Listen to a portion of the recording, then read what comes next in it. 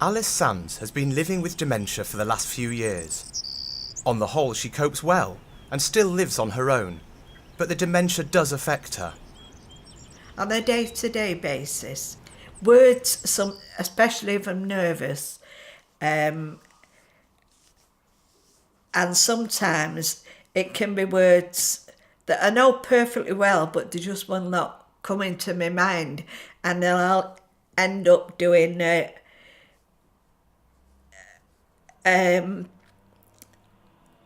what would you what would you call it? Like my mime of what I'm trying to think of. One thing that has helped Alice a lot is doing life story work with Laura Cole, a speech and language therapist who has been involved in recent research into this approach with the University of York. If you're doing life story work, you're really focusing on somebody's identity and therefore helping their self-esteem, and helping the person really stay connected to who they are, but also those important people in their lives. Alice and Laura worked together to create a book about Alice's life.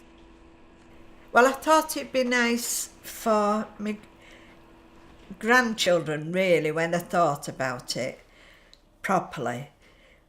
But at first, I just fancied the idea of doing it. Since then, having been caught up with dementia, I look at that life story and it makes me feel really good about myself by seeing me and my friend amongst the first set of pictures in the book, because we did feel like the bee's knees that day.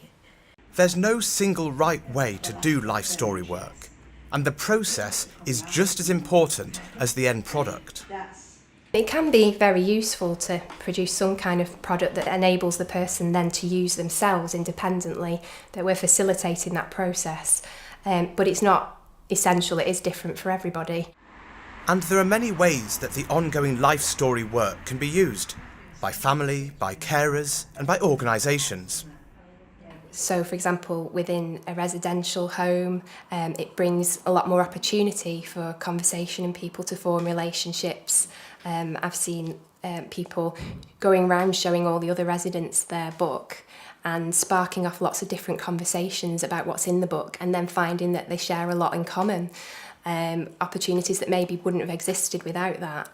I've seen it be used at home a lot with relatives who feel that they do have more to talk about and connect with, and more positive things to focus on. And also it's fantastic as well for when people have agency staff that come in to support them or facilitate them in some way, and it's a great way of getting to know the person from the beginning. As some activities have become more difficult for Alice, the book is accessible.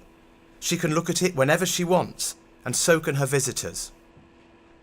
When people pick it up and say, is it all right if you have a look at it, I let them have a look at it. And if they want to ask questions, they can ask questions. I don't mind. The University of York's research has produced some good practice guidelines.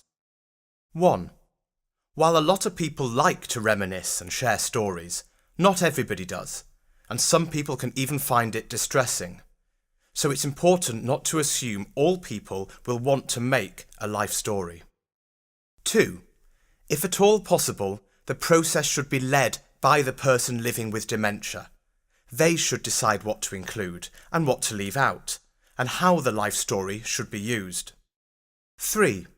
The process can be emotional and may raise sensitive issues, so the helpers, professionals and family members need to be prepared, trained and supported. And finally, a life story doesn't just have to look back.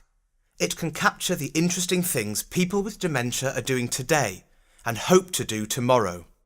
I feel 16 again when I look at that book, and you don't get any better than that.